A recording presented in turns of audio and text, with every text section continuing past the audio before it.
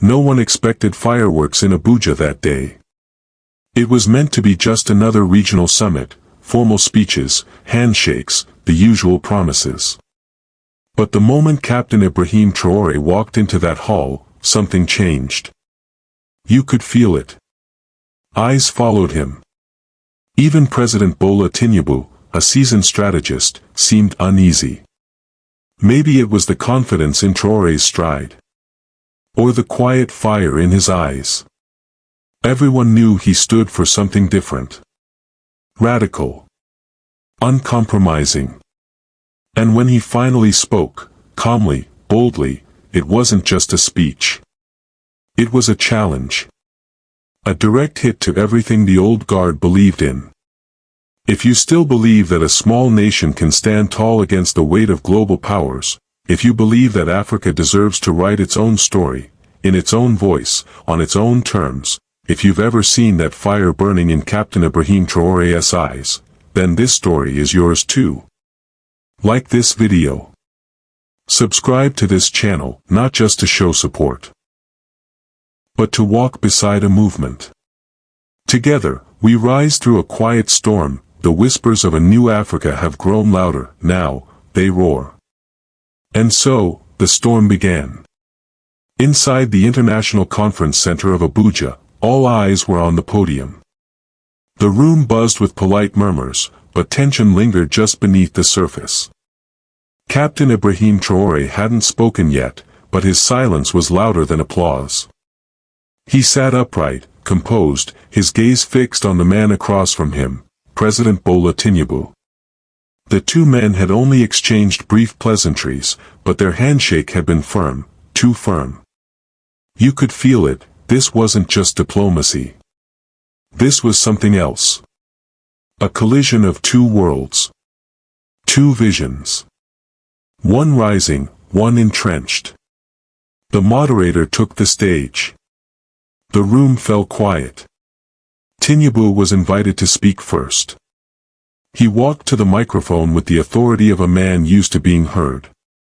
He began gently, a nod to cooperation, to West African unity. But it didn't last.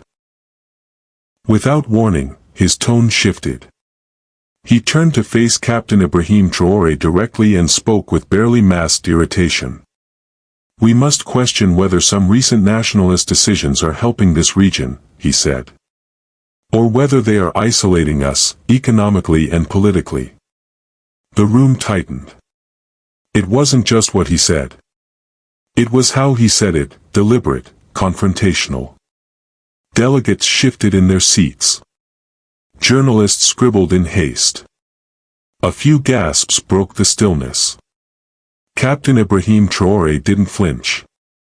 He didn't reach for the mic. He just smiled, a slow, knowing smile. And in that moment, everyone understood, this wasn't going to be a polite debate. It was going to be a reckoning. But Captain Ibrahim Traoré didn't rise immediately. He let Tinubu's final words hang in the air like smoke after a gunshot. The room was still. Everyone was waiting, watching him. Yet he remained seated, eyes forward, face unreadable. That silence alone spoke volumes. Then, slowly, he stood. No rush. No theatrics. Just a quiet certainty in his movement that demanded attention. He adjusted his collar. Stepped forward. The microphone was already on, but he tapped it once anyway. Not to test it, but to remind the room he was in control now. Mr. President Tinubu, he began, voice low but firm. I respect your concerns. But I must clarify one thing, Burkina Faso is not retreating from the world. We are reclaiming our place within it. The tone was polite. But the message? Anything but soft. His words rolled out steady, sharp, deliberate. We've spent decades being told what's best for us. Decades of promises, deals, partnerships. Yet where did they leave us? Empty fields. Broken factories. Young people with no jobs and no future. A murmur swept the room. Captain Ibrahim Traoré didn't pause. Our policies are not designed to isolate. They are designed to protect. To grow. To build from the inside out. We are not rejecting trade. We are rejecting dependency. Tinubu's expression hardened. He leaned over to whisper to his aide. Cameras caught it. So did the press. But Traoré continued, unbothered. We believe sovereignty means more than waving a flag. It means knowing where your food comes from. Who owns your roads? Who benefits from your gold? He stopped briefly. Looked straight at Tinubu. And who doesn't? There it was. The line that landed like a blow. Not loud. Not shouted. But undeniable. The hall was no longer neutral ground. You could feel the weight shift. From a sitting president to a standing captain. From old power to new defiance. Captain Ibrahim Traoré wasn't just defending his policies. He was rewriting the rules of engagement. And just when everyone expected the storm to grow louder, Captain Ibrahim Traoré did something unexpected. He lowered his tone. Not in retreat, but with precision. The anger that many assumed he would unleash never came. Instead, he gave them something far more disarming, clarity. He stepped slightly away from the microphone, then returned.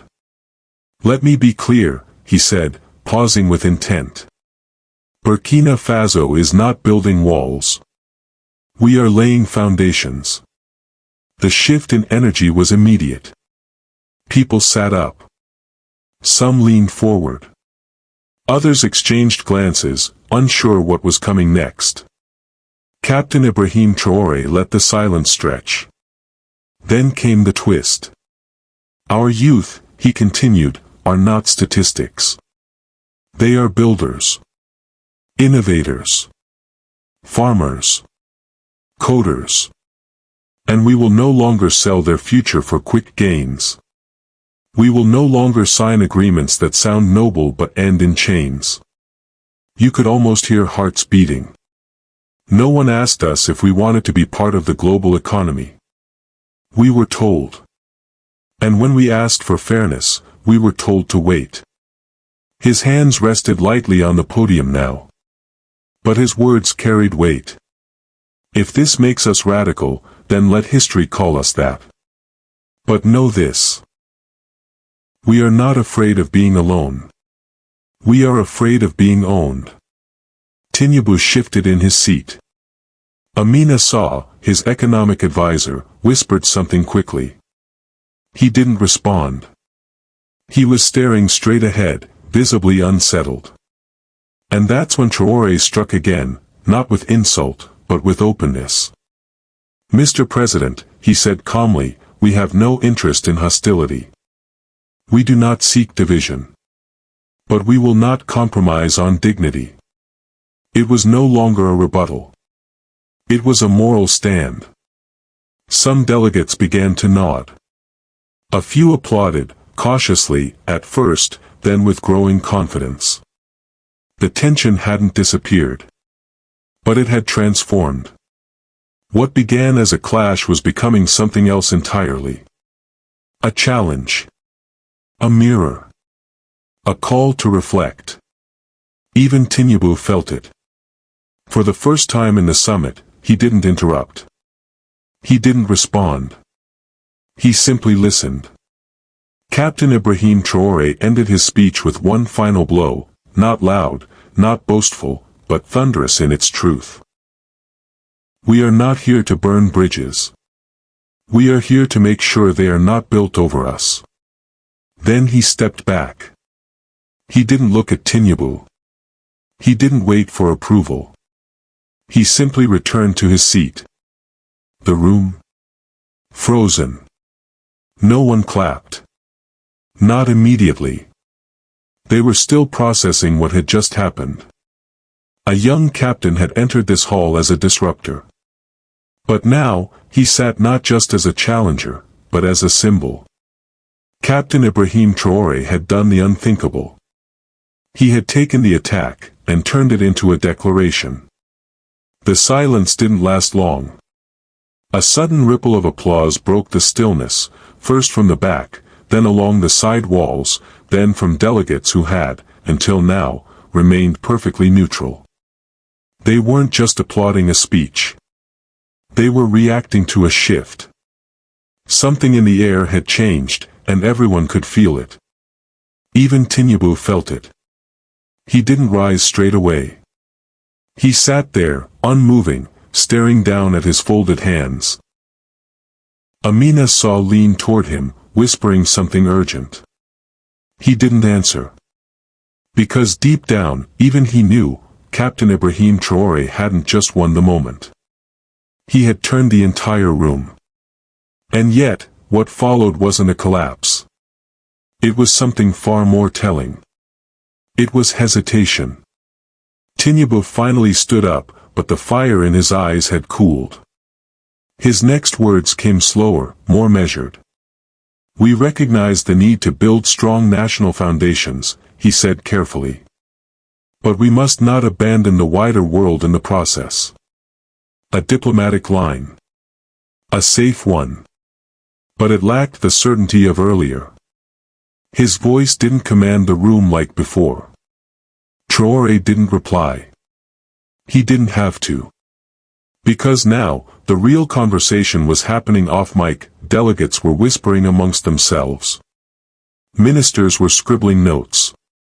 The media outside was scrambling to reframe the headlines. Tinubu's narrative was slipping, not because it was weak, but because something stronger had entered the arena. A new kind of leadership. A new voice. And it belonged to Captain Ibrahim Traoré.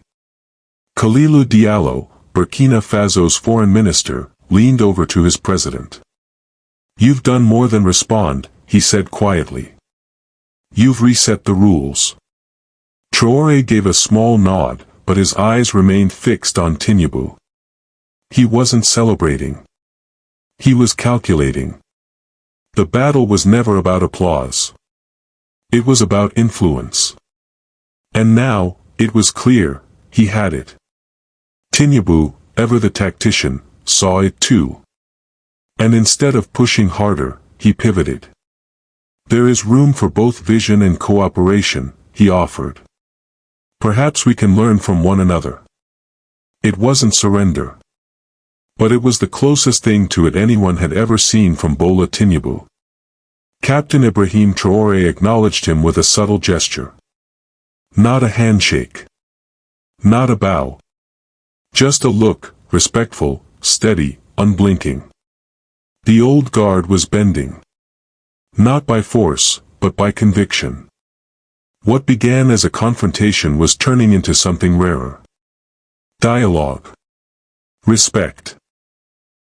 Mutual caution. The foundations had cracked. Not violently, but irreversibly. And in that quiet shift, something extraordinary had begun. Africa was watching. And for the first time in a long time, it was listening to a different voice. Then, it happened. The moderator stepped forward once again, sensing that the room had reached a tipping point. His voice was calm, but firm. In the spirit of progress, he announced, "We will now allow both leaders to give a final statement before we close this session." Tinubu went first. His posture was straighter now. His tone had softened.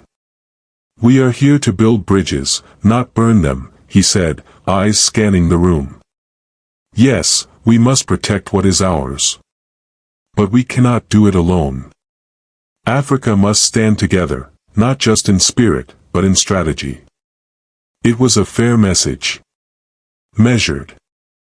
Reasonable. But it lacked the fire that once defined him.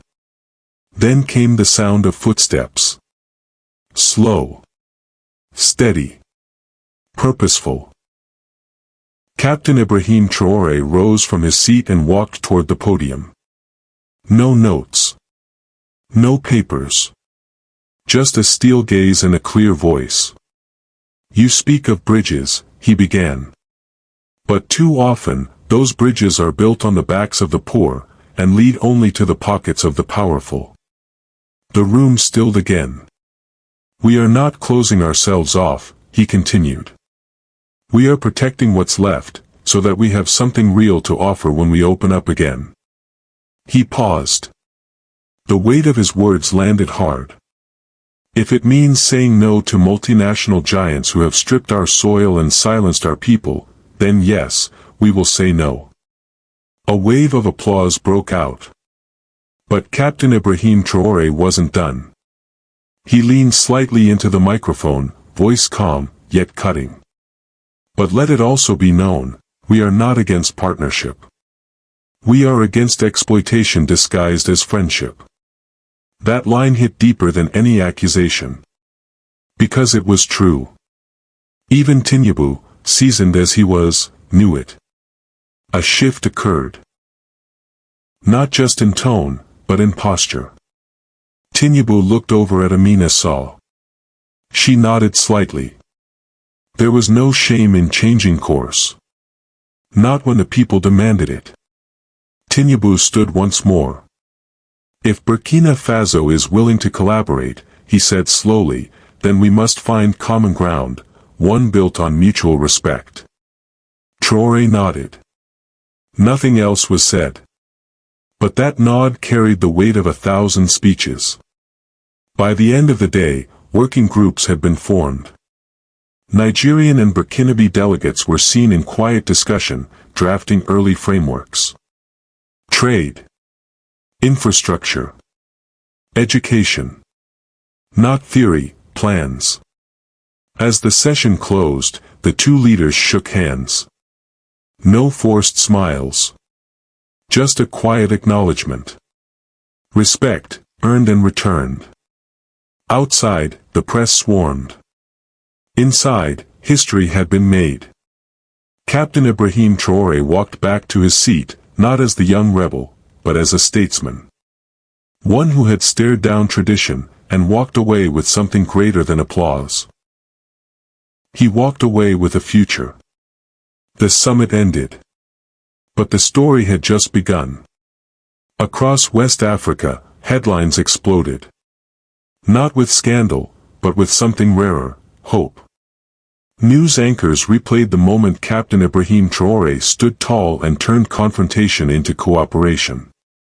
Social media lit up with clips of his speech. His words, measured, defiant, dignified, echoed far beyond Abuja. Young people shared them like battle cries. Elders nodded in quiet approval. For once, Africa wasn't reacting to the world. It was defining itself. And at the center of that shift stood a captain, not yet 40, who had refused to bow. In Nigeria, Tinubu returned to his office pensive, changed. The man who once dismissed Traoré as an idealist now recognized something deeper. Vision.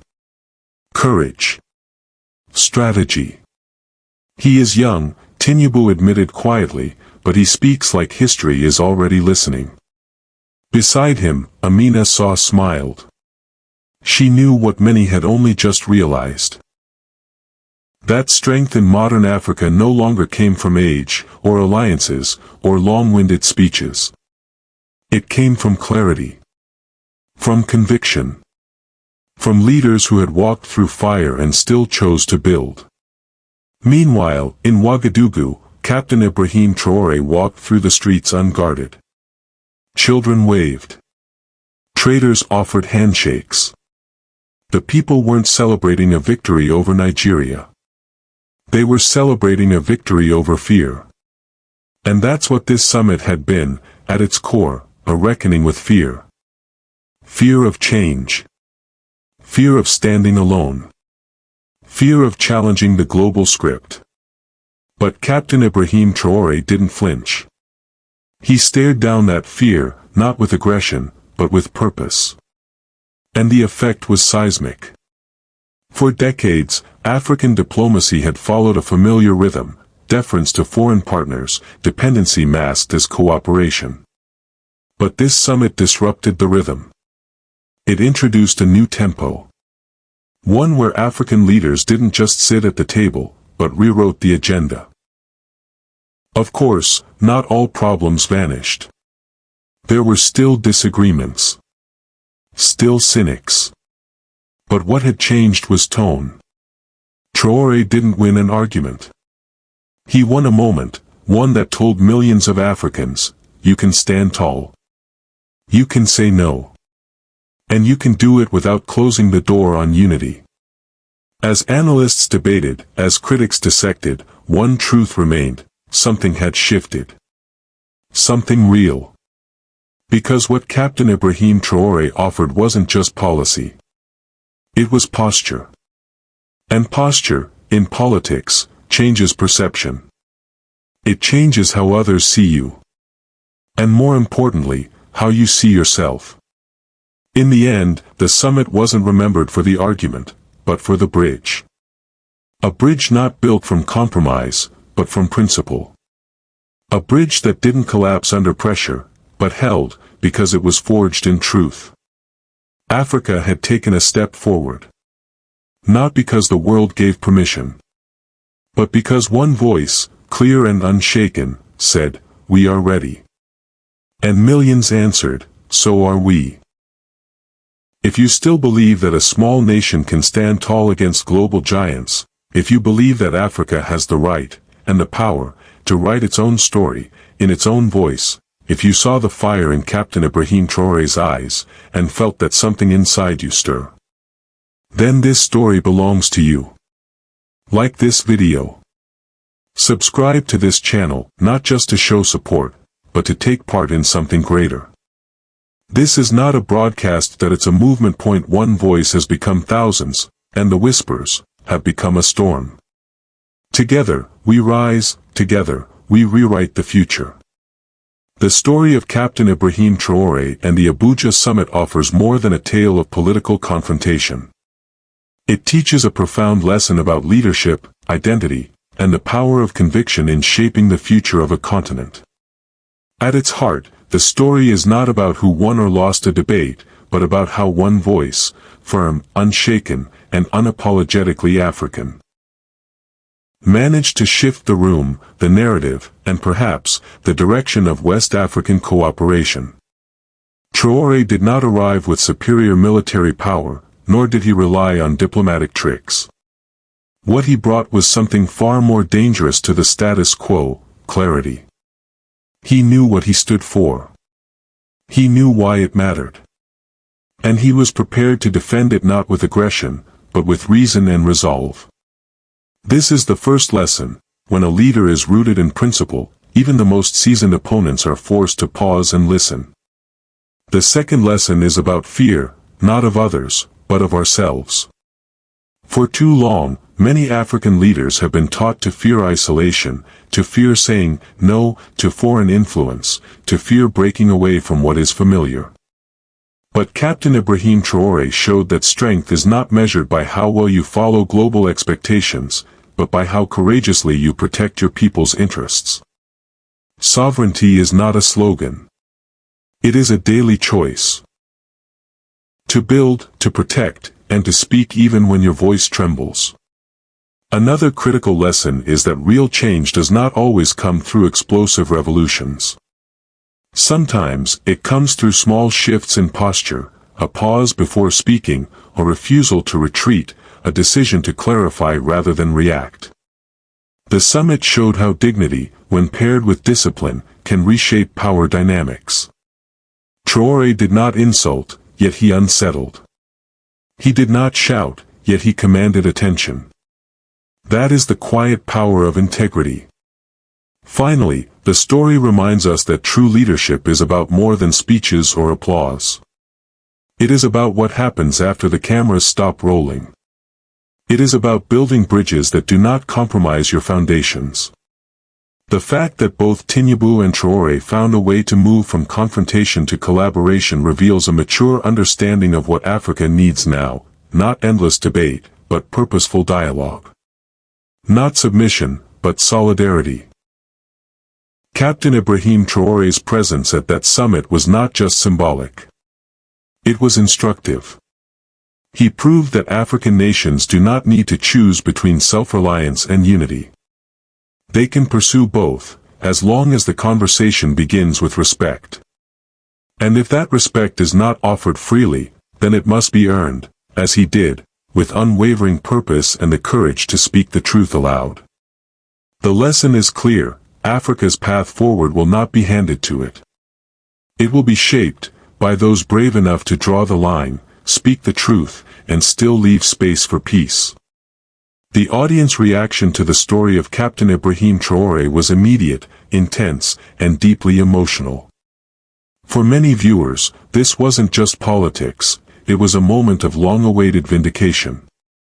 People from across Africa, and even from the diaspora, expressed what they had felt for years but had rarely seen articulated so boldly on a diplomatic stage. The right to stand firm, to speak without fear, and to put African interests first. OT on behalf of someone else's interests. Another from Senegal described it as a moment of awakening, noting that Traoré didn't raise his voice, he raised the bar. A Nigerian viewer commented that although they respected President Tinubu, they couldn't deny the authenticity and courage of Traoré's message. He didn't attack us, she said. He challenged us, and I respect that. Maybe this is what African diplomacy needs: challenge, not compliance. There were also voices from the African diaspora in Europe and North America. Many said they felt seen, finally. A viewer from London wrote, "This wasn't just about Burkina Faso. This was about all of us who've watched our countries bow too many times. Traoré made me believe again." Some were emotional. One comment read simply, "I cried." Another wrote, "His voice shook something in me. Not because it was loud, but because it was true." Others praised the symbolism. "He didn't just speak. He stood," someone wrote. And in that moment, I stood with him. But it wasn't blind praise. There were viewers who challenged the ideas too, questioning whether nationalist economic policies could realistically lead to long-term prosperity without partnerships. Yet even critics admitted one thing: Captain Ibrahim Traoré had earned their respect. "I may disagree with his methods," one said, "but not with his courage." Many comments centered around one shared theme: dignity. Viewers repeatedly used that word, dignity in how Traoré carried himself, dignity in how he spoke, and dignity in what he demanded for his people. For them, it wasn't about whether Burkina Faso would win or lose on the world stage. It was about the fact that, finally, someone had said no, and meant it. One young woman from Côte d'Ivoire summed up the sentiment best: "We're not just watching politics anymore. We're watching a new generation of leaders rise, not with fear, but with fire." The comment section became more than feedback. It became a chorus. A digital crowd echoing what Captain Ibrahim Traoré had voiced on that stage: that Africa is not powerless, not voiceless, and not waiting for permission. In the minds of many, this wasn't the end of a debate. It was the start of a revolution, quiet, principled, and unstoppable.